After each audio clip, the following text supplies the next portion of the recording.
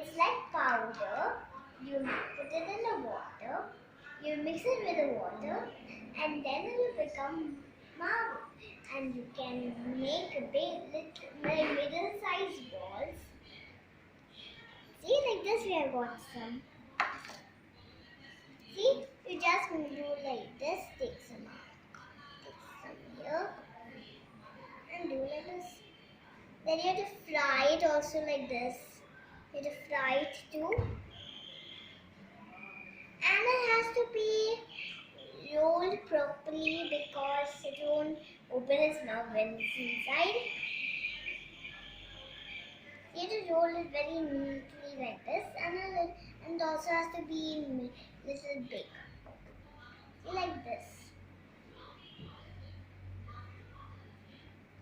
See, it has to be like this. So this is how we make it, and we have to fry it, and you have to let it in the sugar.